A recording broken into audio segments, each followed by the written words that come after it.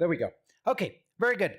We are going to start with an extremely scientific graph.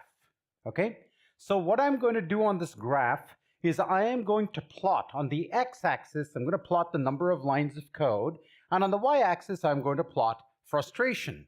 All right, so I need you to understand that this talk is not about people like you. You're all like superstar programmers. You went to like, I don't know, like trade schools like MIT, like Jeff and people, places like that, right? So you're not going to relate to what's happening in this talk. So part of what I'm hoping is you also develop a little bit of empathy because you are all like experienced developers, many of you. And when you go out, you probably go out and schools come to you and say, what should we do? And you're like, C++, man, beginning and end of everything. Okay, and I want you to develop a little empathy for how students actually work. Okay, so here is the typical student's experience. All right, they're given a problem statement and they have a blank screen, and somehow they have to magically fill up this blank screen with all kinds of incantations that are going to make that set of incantations exactly match what is given on the problem statement. This is actually a very intimidating task for a lot of people. So they start off with a very high frustration load, right? They don't quite know how to start. They mash at the keyboard or they call out for help or something like that. That's a pretty frustrating experience. And then they go for a little while, they program for a little while, and things seem to be going okay. And that's great, right? Frustration stays relatively low. And then they get to this point where they've got, I don't know, like about 70% of the solution, right? 80%. There's a few test cases that aren't working, right?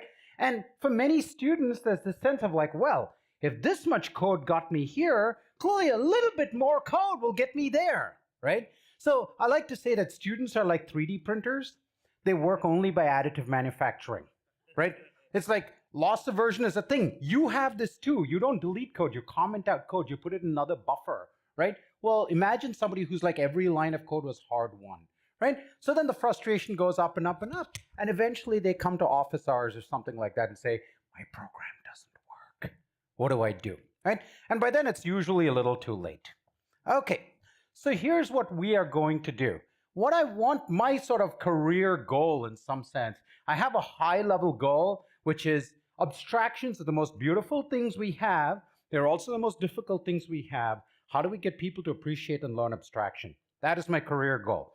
The low-level version of that goal is, how do we take this line that looks like, I don't know, some sort of valley and turn it into a plane? Okay? So I'm going to give you two parts to this talk, two things that we're actively working on to try to help with this. And they're all going to be at the left end of the screen. Okay? There are other things we can do at other points on the screen, but I'm going to start with something that is all the way over at the left end of the screen, in some sense before that first line of code has even been written. Okay, that's my first part. So we're going to talk about understanding problems before programming. Now, the way this works, I hate giving these talks because everybody just sits there staring, and after a while you pull out your phone because it's more interesting than I am. I acknowledge that. So what I want you to do instead is we're going to do what I do in class. We're going to talk to each other. Now, if you're extremely socially uncomfortable and you don't want to talk to anyone, that's perfectly fine. But for most of you, this is going to go better if you actually talk to someone. And even if you don't want to talk to somebody else, we're going to do some active engagement here. Okay? I'm going to give you tasks. What I would recommend is, if you're comfortable, turn to your neighbor and introduce yourself. Make a friend. Say hello to someone. Go.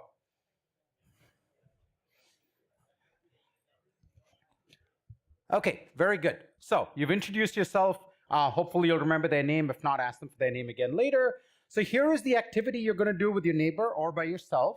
Okay? So the exercise is, I want you to implement a median function. Okay? All right? And given a list of numbers, compute its median. And here's what I want you to do. I want you to talk to your neighbors and come back and tell me what could possibly go wrong. Go. 1 minute. And we're back. Okay, somebody yell out, what could go wrong? Yell out, someone. Huh? Off by one. Great. Another thing that could go wrong. Even number of elements. Another thing that could go wrong. List empty. Another thing that could go wrong. Sorry? Unbounded list. Oh, clever. Yeah. Somebody said something here. Come on. It's okay. Out of memory? Okay. What else could go wrong? Empty list. Very good. What else could go wrong? One last one. Different data types. One last thing. Indexing. Okay, good. Now, I just want to point out, by the way, that almost all of your answers reflect the fact that you're programmers and not students. Okay?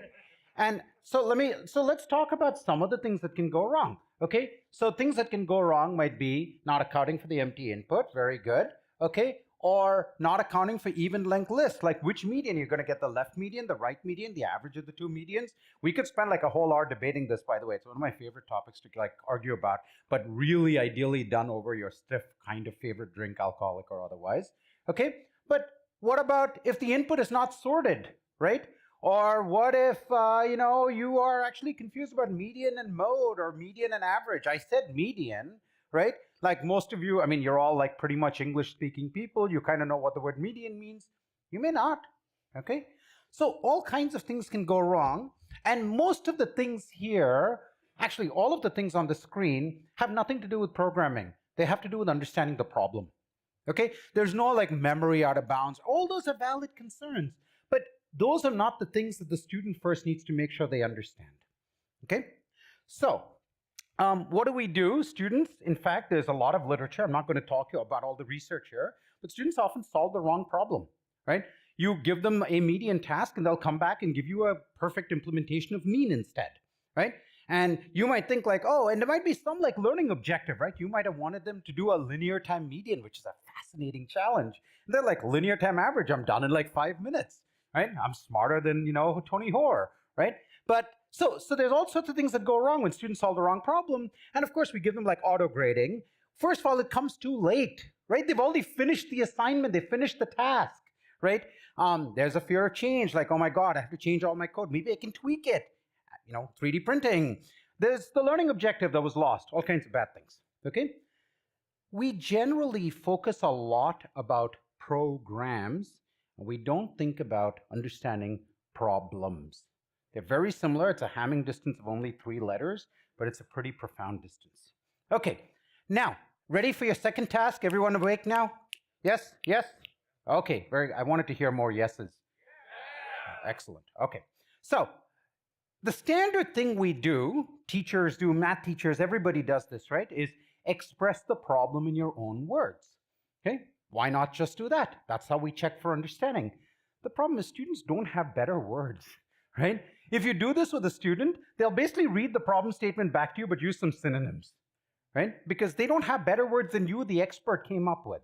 All right, so let's do a completely different exercise instead. Let's do a detour for a moment, okay? Forget about this problem understanding stuff, okay? I want you're all like software developers here. You've already proven it. So what I'm going to ask you to do instead is, again, you're going to do this with your neighbors. You're going to provide me with some examples, tests, input-output pairs for median. Go. Go, go, go, go, go. Come on, come on.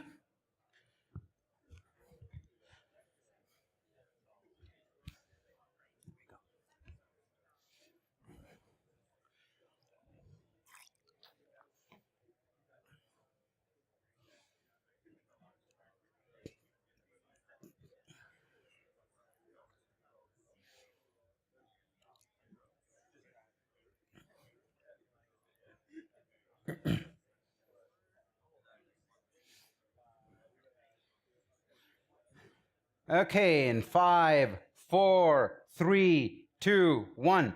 Come on, somebody yell out an example. Go. That's input output. What's the output? Okay, next. Another example. 1, 2, 3 is 2. Excellent. Another example. 3, 2, 1 is 2 as well. Excellent. Another example. Empty list exception. Sorry? 194 is?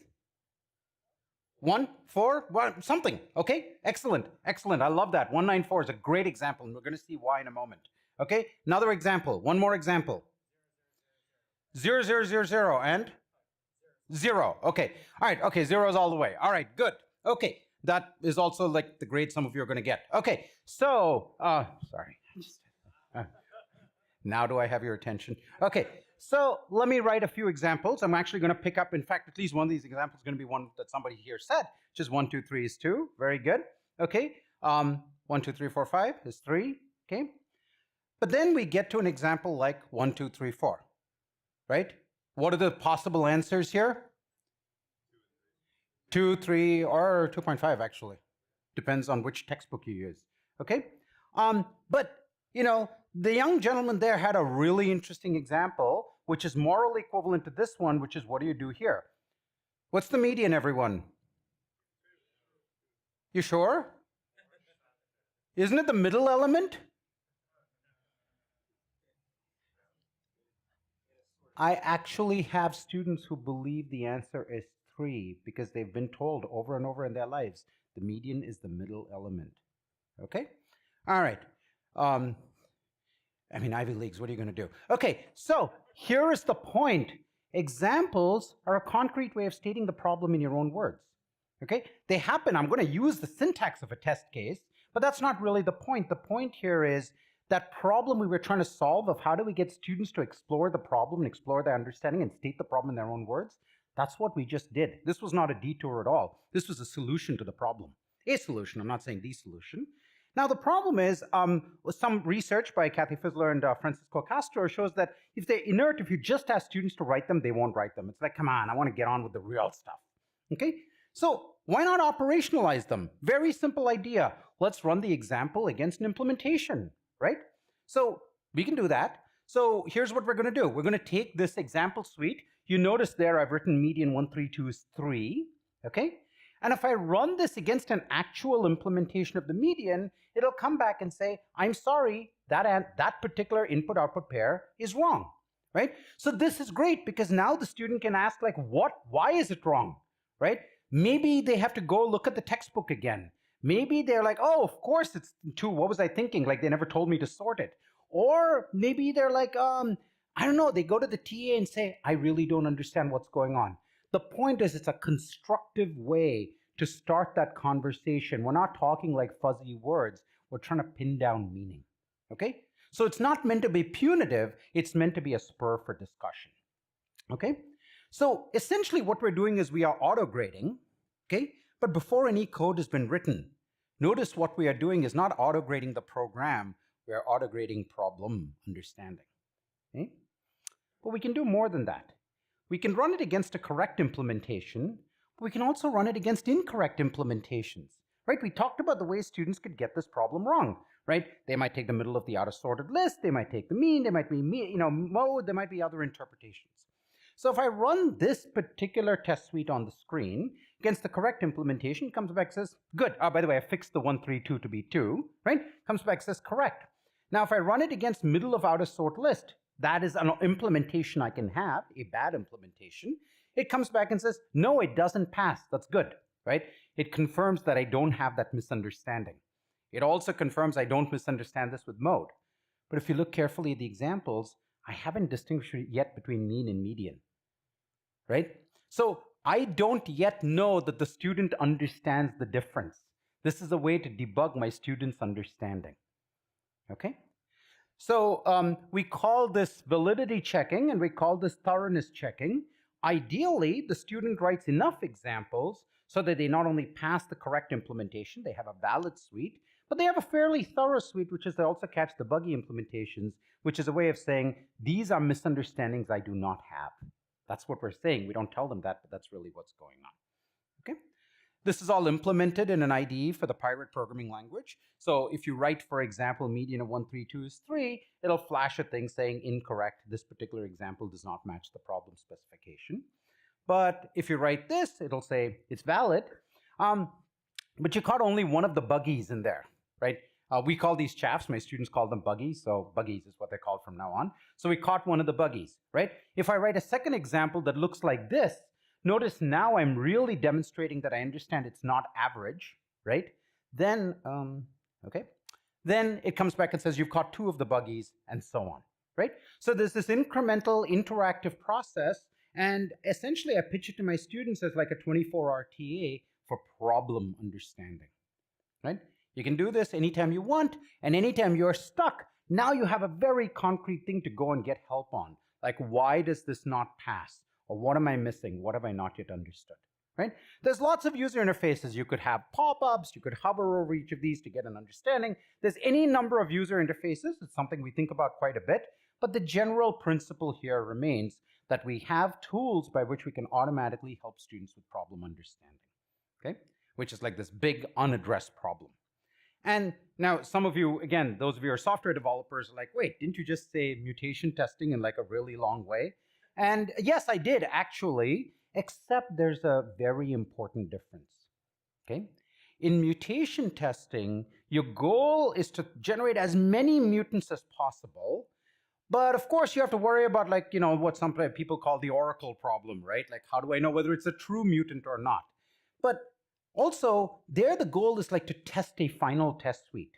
Here, if I were to generate 1,000,000 mutants and give it to my students, I promise they will spend the entire assignment period trying to catch the mutants and never actually getting around to writing the program, right? Human behavior, if you gamify something, that's the game they will play, right? And this user interface is particularly good at gamifying students, and it sort of traps them in this loop, right? We are not evaluating their test suite. We're evaluating their understanding.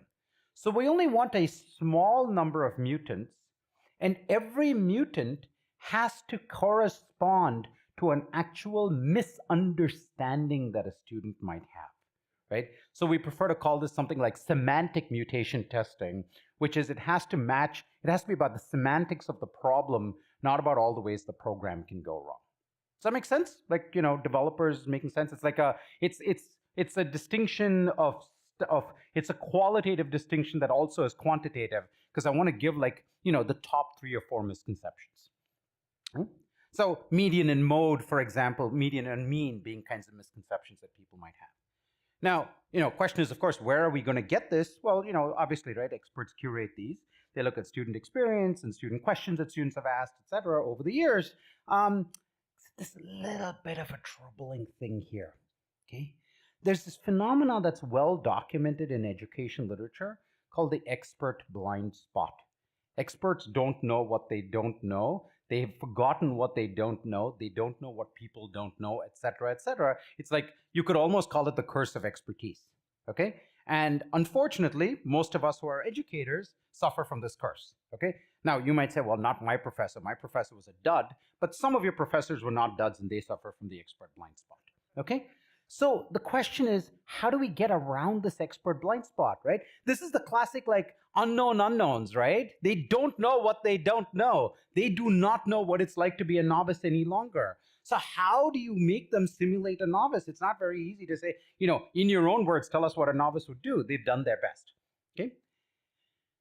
It's a very clever idea here my student Siddhartha had, which is, here's the thing.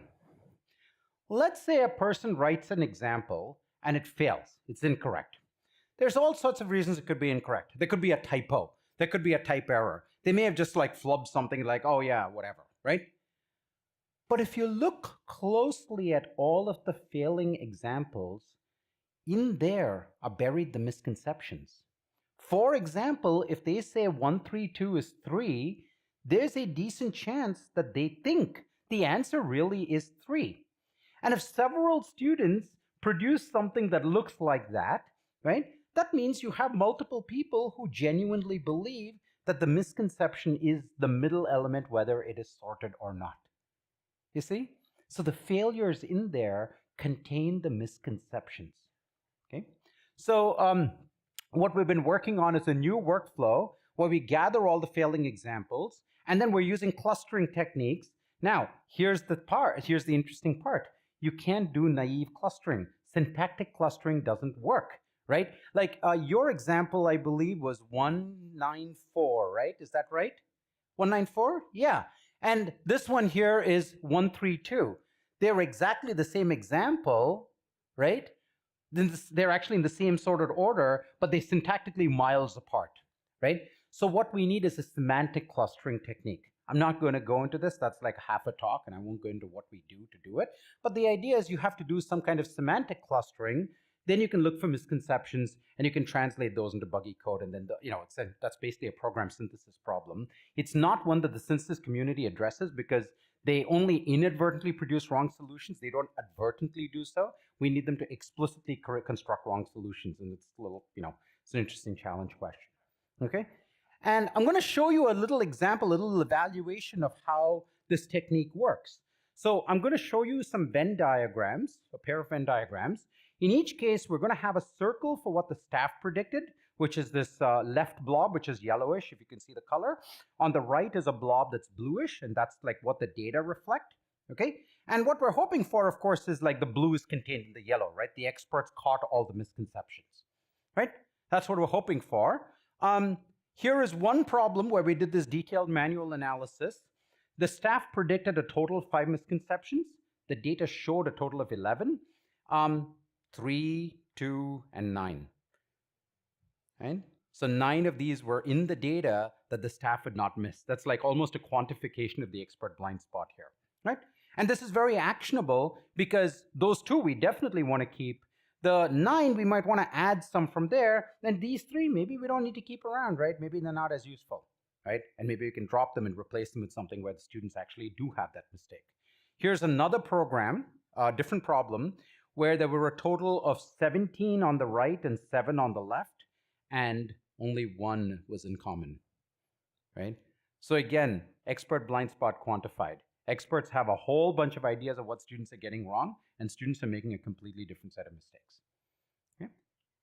All right, so this is a sort of technique. It's like crowdsourcing except with students, so it's like, class sourcing, and it turns out to be a very effective way to find misconceptions. You just look at the failing examples, gets around the blind spot, and it's also very lightweight because the students in particular, are not having to do any extra work they weren't doing before, right? We're not saying, oh, come in for an interview, tell us what you are thinking, etc. They're just doing stuff that's helping them write their programs, and along the way, they're generating data for us to figure out what they might be getting wrong, okay?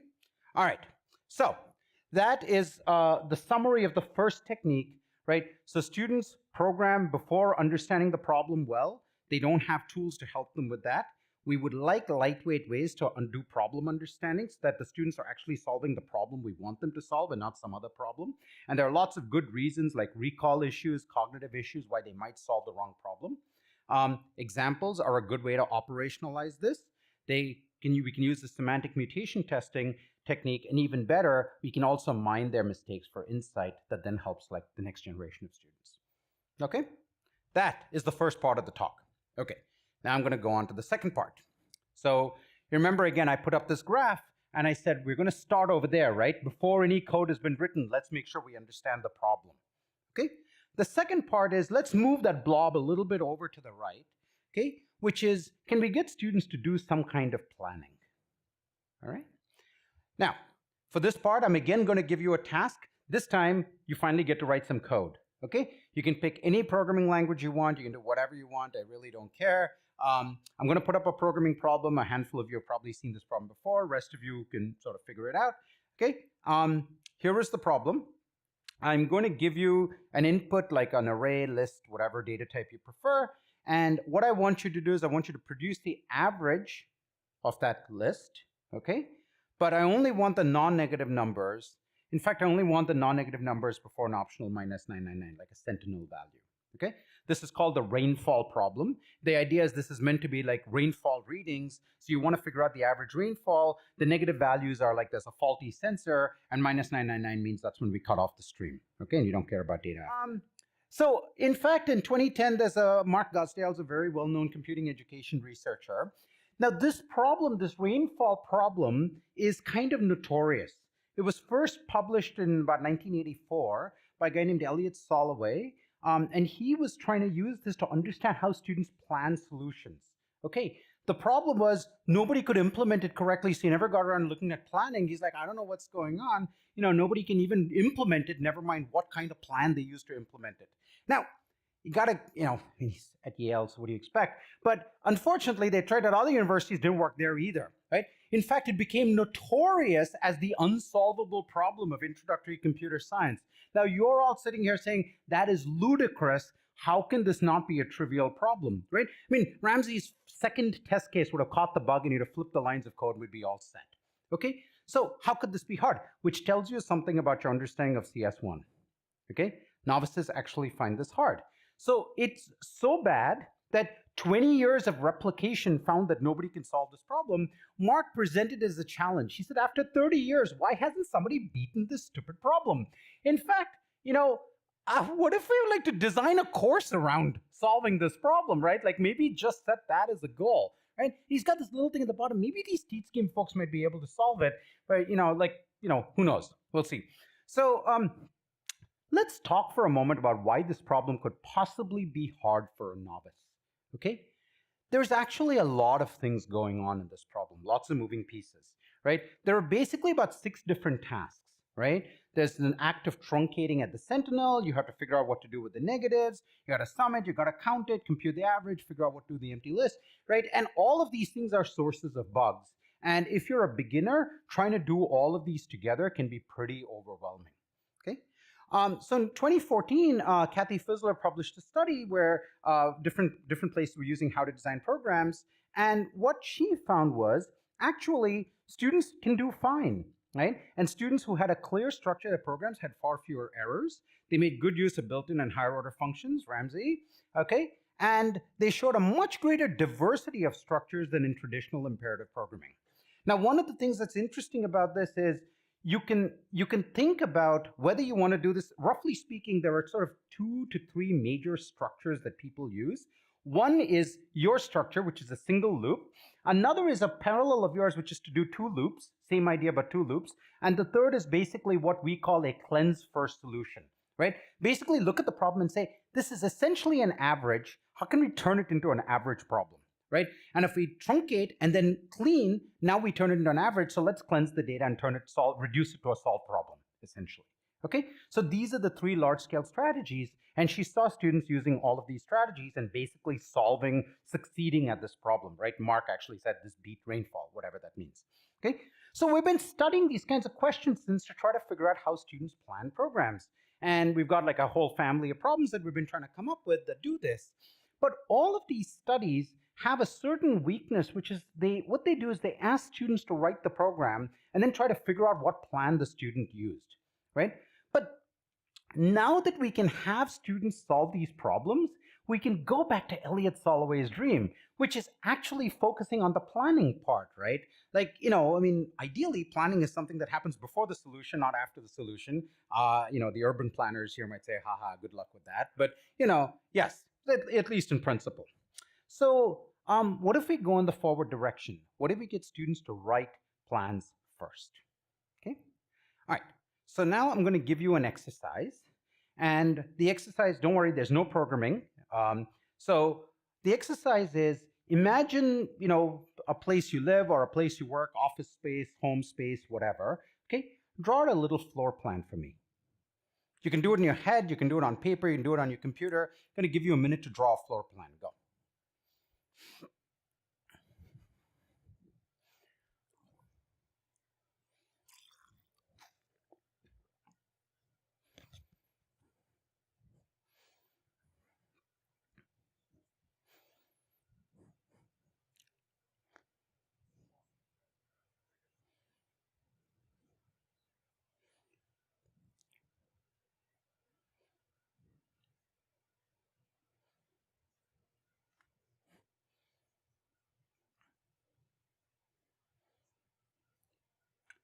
Okay, so let me ask you this.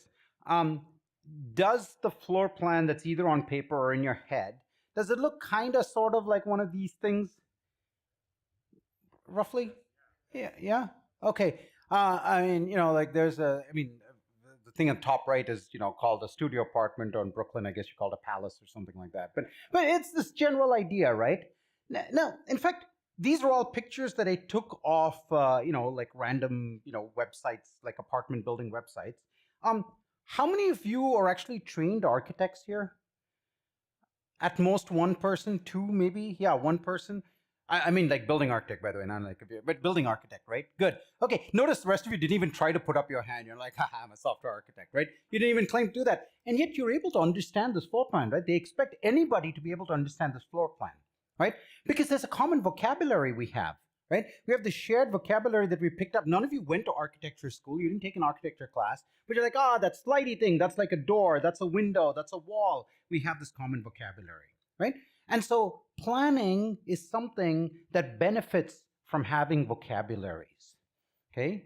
And the other thing that's interesting about planning is that we don't just use a single notation, right? So here, for example, is, falling water. And Here is the floor plan for falling water. Here's like an elevation sketch of falling water. And in fact, if you talk to the architect, you'll find like there are several notations that architects use before they go off and build the building, right? Now, I mean, I put up falling water a little ironically, right? Because Frank Lloyd Wright was not the best like civil engineer in the world. But the point being that even Frank Lloyd Wright didn't just go off and start building buildings. Even he engaged in a process of thinking through several steps, not only multiple stages, but also multiple representations, right? We look at the problem from several different perspectives. Or here, for example, is the original Apple mouse, the infamous single button mouse, right? And here is from the patent of the original Apple mouse, right? We've got, again, multiple stages, multiple representations, and each representation talks to a different person in a slightly different way. And so planning and design are these multi-representational, multi-stage activities. Like wonder, where is that in programming? You know? Now, of course, there's somebody in the room who's like, UML, finally. It's like, yes. And in fact, this is actually the point in favor of UML, right? It does give us different representations, does give us multiple stages, does let us talk about a program at some level of vocabulary other than lines of code. Okay? I didn't think I'd come here and defend UML, but here we are.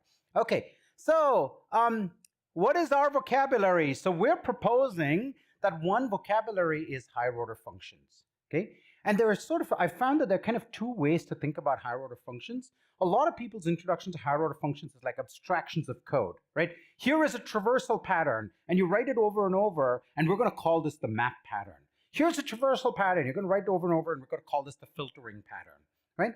But another way to think about it is more as like units of abstraction in their own right?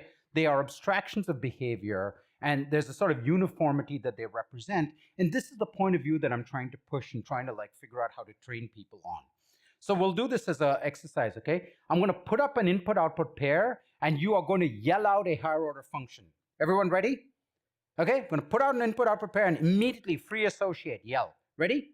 Ready? Yeah. Yes, okay, go. Good.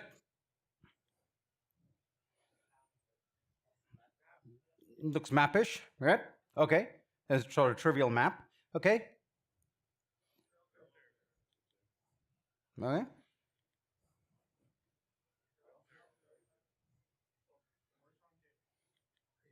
Good. See, you already know how to play this game. Okay, so as experienced programmers, you have this vocabulary in your head. You have this ability to recognize from one example. You're like one-shot learners here, right? One example, you're able to like even point out the ambiguity when there is an ambiguity, okay? So I want to get it so that every beginning student can do just as well as you do, all right? And so essentially, if you think about this, like there's a space of ways in your head. There's probably some kind of complicated decision tree, which probably involves things like what is the output type, and like some cases it's list, some cases it's Boolean. What kind of an element type? Is it the same or is it different? Is the output length the same or different, etc.? And you use all of these criteria to try to help you figure out like what kind of thing you are dealing with. Okay, so what I'm trying to do, our current project, is to basically, we need a notation for talking about these plans and designs, and I'm trying to elevate higher order functions to being that notation. Okay. Now, if you look at that picture, you might recognize that this looks a little bit like Scratch, which is a programming language that a lot of kids end up programming in these days as their first language. And this is a variant of Scratch called Snap, and we've been working with the Snap team to be able to build our own little custom Snap environments. And so so it takes very little effort to build a custom Snap environment where the only thing you get is like higher order functions, okay? And we've been having students try to plan out their programs using these higher order functions before they write code. And I'm going to show you for one program, there's actually like, here are 3 different plans. You don't have to read the details. What I want you to appreciate is 2 things. First is, one of the things I like about Snap is you can actually put text inside the boxes, right? That's kind of like not where code ends up being, but it's actually really useful for us because you can bottom out a text wherever you want, right? You can plan the outer structure of your program, right? Which is what Ramsey did, for example, right? He planned out the outer structure, and then there was some like textual details, like, and then at this point, what does it do? It like truncates at something, whatever, right? So you can write text. But also, these are 3 different solutions for the same problem. And you can see like the first one is a filter and just text, right? The second one's gone 1 level of resolution deeper, a filter with an and map. Third one's a filter of an and map with like different details inside of it, right? So we're finding this to be a reasonably flexible mechanism by which students can express their plans. We can also give them some high-level checking and say, you know, if you think a filter is the outermost operator, that's just never going to work, right? So trying to figure out how we can give students feedback. Of course, in a dream world, we would then take the inner text and feed it to like, you know, GPT and get code and try to run it. We haven't had any success getting GPT to produce useful code in this setting. But, you know, I think down the road, and, you know, if somebody gets provoked by that statement, wants to show me that I'm wrong today, that would also be welcome. Okay. So where are we going forward with this? We're trying to study a few more things here. For example, left entirely to themselves, what representations will students use, right? Like just if you just say free-form plan, what are they going to do on paper, computer, whatever? We've been trying out experiments where we give them textual notations and diagrammatic notations and see which one they prefer. What do you think would happen, text versus diagram? Diagram, right? Yeah, overwhelmingly text. Overwhelmingly. It's like diagram's not working in the slightest, which is weird because I think most of you would probably draw a diagram, right? So is it they're not comfortable with diagramming? Is it like, I don't know, kids these days don't know how to use paper? Like, it's not entirely clear, but it's also, you probably have some sort of visual notation you built up that's probably your own personal visual notation. They probably haven't gotten far enough to build up that visual notation yet. I don't know. We're trying to figure it out, right? Also, will they do things that like organize like a recipe like 1, 2, 3, 4, 5? Will they draw text in like more, you know, indented ways? We're trying to figure that out. And in some sense also like what is the split between programming and planning, right? Because, you know, I've sort of presented like, well, you know, Frank Lloyd Wright did that, so obviously we must all plan before we build anything. But we know that that isn't quite how programming works, and we're trying to understand like what is that iterative loop? What is that mix of things? Okay. So there's lots of papers. I'm not going to expect you to read any of this. There's lots of papers. If you want to, you can go look at the titles later. And what I want to do is to have lots of time for discussion. So I'm going to end my talk now. As a reminder, we started off with this analysis of a problem. And the analysis of the problem is programming is harder than we think, okay? Especially for novices. And I gave you I made some jokes about 3D printers at the beginning, but I gave you this rainfall problem later on as concrete evidence. There's lots of problems like this of concrete evidence of students having difficulty writing programs that you might think are trivial, okay? I then showed you one solution to this problem, which is try to make sure they first understand the problem so that they don't spend all their time frustrated. Another thing is to try to talk about planning tasks before they do programming tasks. And those are the 2 parts of the talk, and you're welcome to reach out to me. And I am now happy to take all of your questions, comments, criticisms, and everything else that you have. Thank you.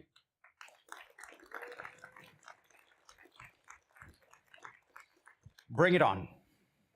So I really love the section about understanding problems before programming. It reminded me of some of your earlier work. I think you called it mystery languages. Yeah.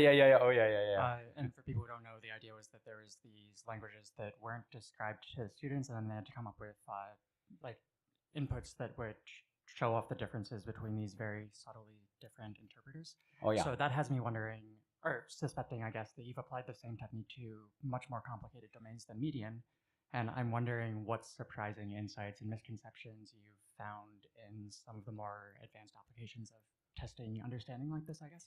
Wow, you give me a lot of credit that I'm not sure is deserved. Like 15 papers let me tell you about the mystery languages because it's kind of a fun thing, right? We're trying to teach people about, so this is something we do in my upper level programming languages class where we're trying to teach like semantics, right? These are people who know how to program, or at least they think they know how to program and they come in. So we're now talking about like principles of organization of languages and things like that, right? And so the way we structure things is we go through a sequence of features that get incrementally more interesting. So you start literally with numbers and work your way up from numbers to like functions, higher order functions, continuations, all the way, right? But the point is in every one of these features, there's variation between how those features are represented, right? So when you say objects, right, we all know like the word object means about 17 different things depending on which language you're in, right? Even a function call means different things. Fortran and COBOL function calls behave differently than function calls do in like modern programming languages. So in the mystery language idea, what we do is we give them an implementation, you write a program, and you run it, and you don't get one answer, you get like 3 answers. So if you're at 1 plus 2, it'll say 3, 3, 3. Okay? He says 7 plus 5, it'll say 12, 12, 12. Your job is to come up with inputs so those three answer outcomes are not the same. You're just given a syntax and you have to reverse engineer the semantics, right? So for example, if you say 1 divided by 0, you might be like, in one case you might get like infinity, in another case you might get nan, third case you might get like 0, right? So now you've told them apart. And the idea is to treat this as the sort of a scientific method, right? An experimental process where you construct a theory, you generate an experiment based on that theory, figure out what it does, and then refine your theory and keep revisiting your theory. That's the idea behind mystery languages.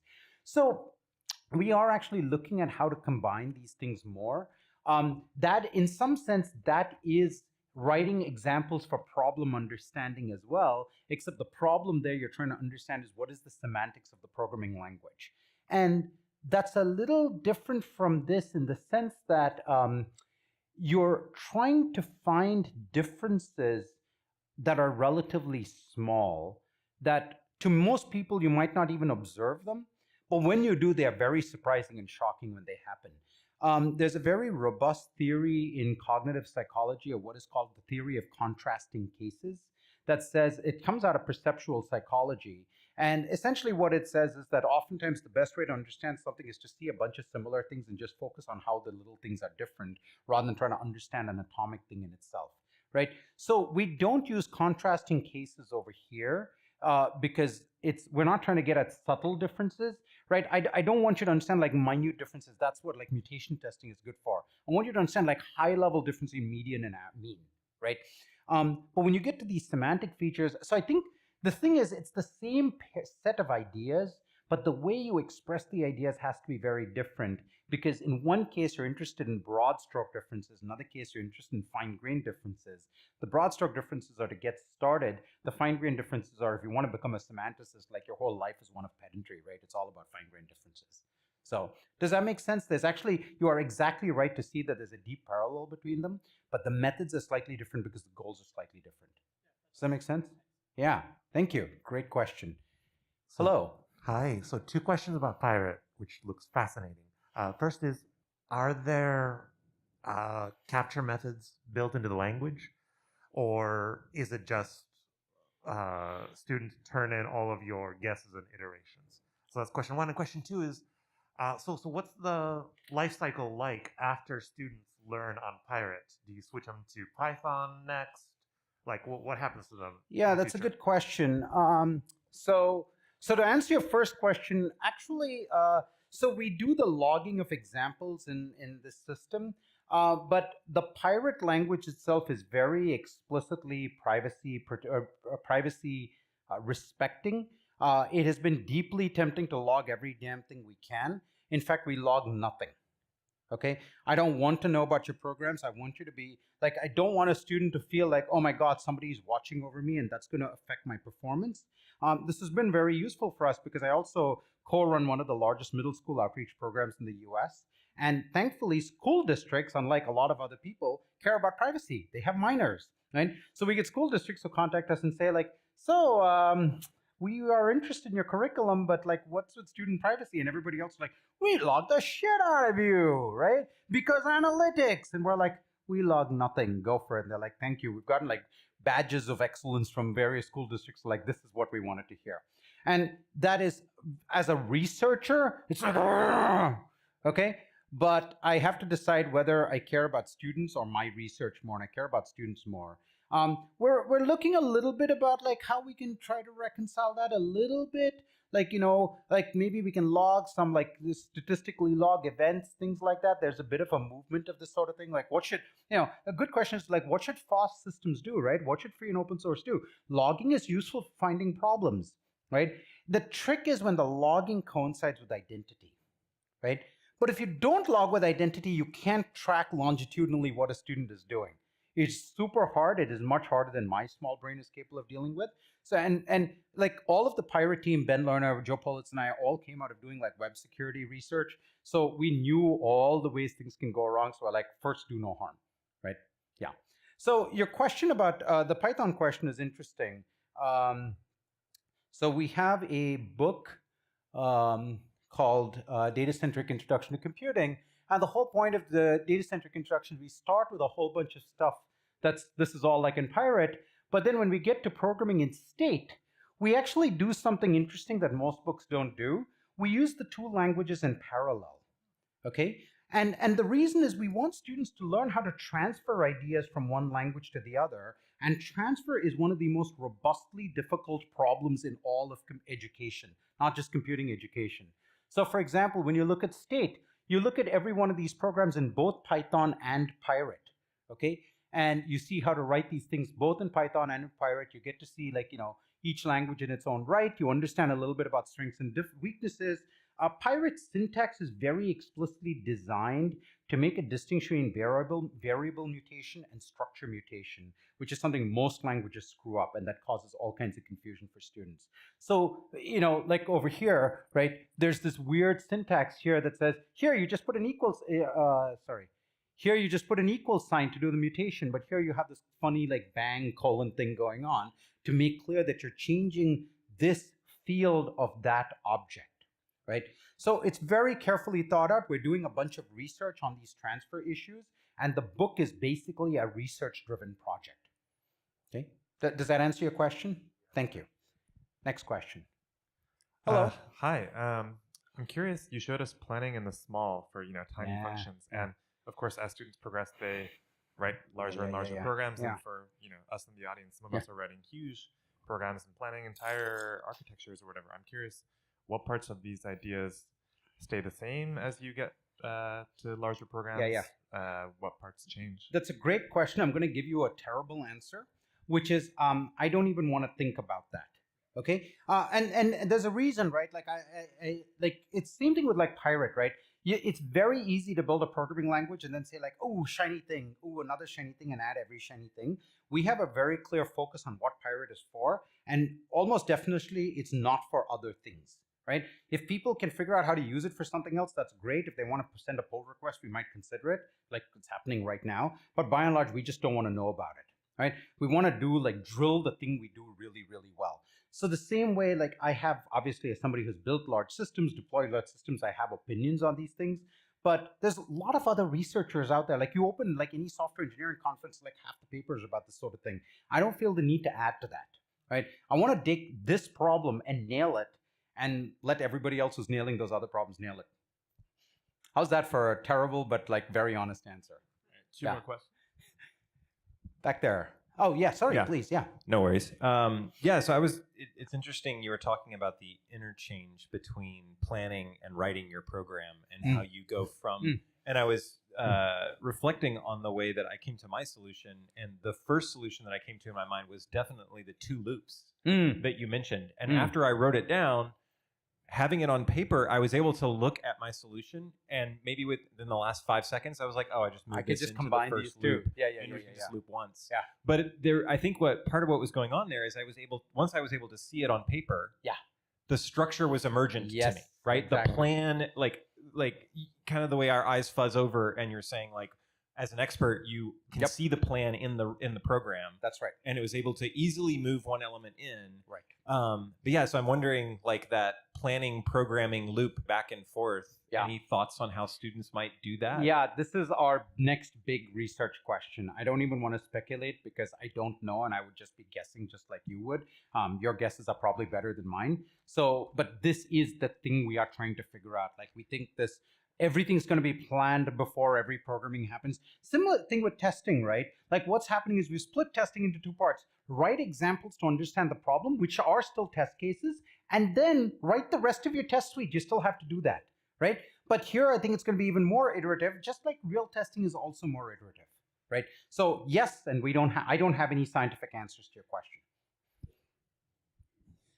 I guess I was curious about the tactile representations of plans that you had mentioned earlier, and how students kind of come up with their own.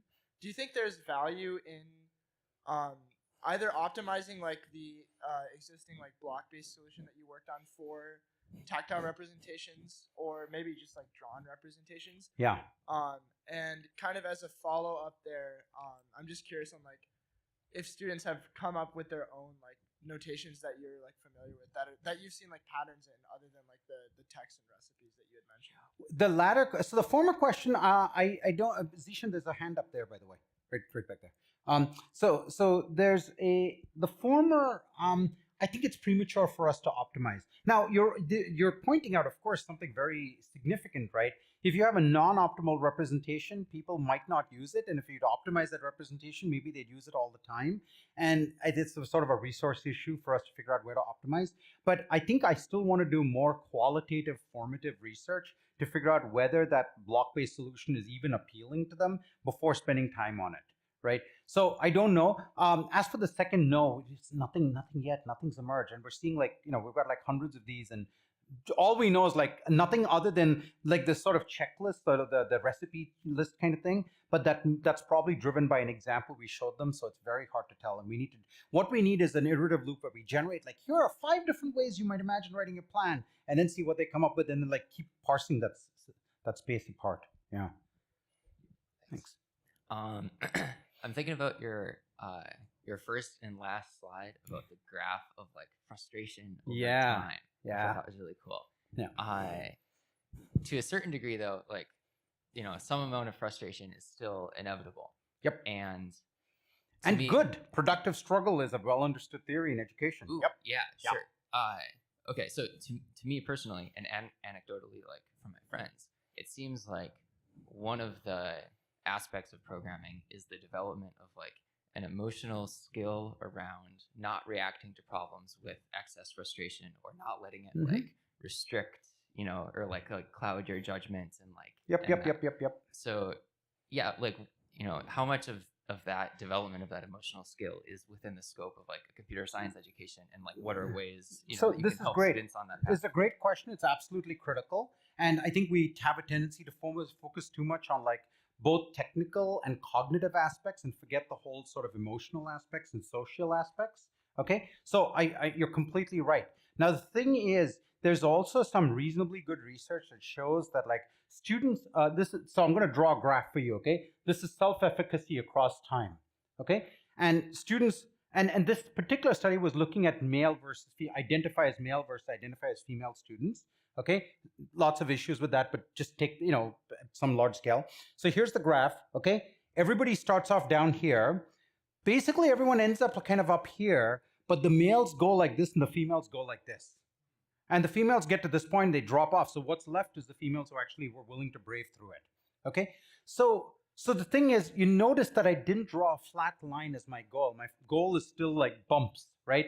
What we have to do is to make those bumps not so overwhelming that the student stops. And then what we have is this huge survivor bias where like, yeah, I powered through it and it was okay, but we don't hear from the others, right? So I think what I'm hoping to end up with is like a collection of technical, cognitive, and social and emotional aspects so that we can achieve that kind of goal. So we have like productive struggle and not unproductive struggle. You're absolutely right. Last question. Okay. That was great. Good. Thank She's you, shutting Shriram. me off. Thank you. Bye. Thank you, Shriram. Thank you so much.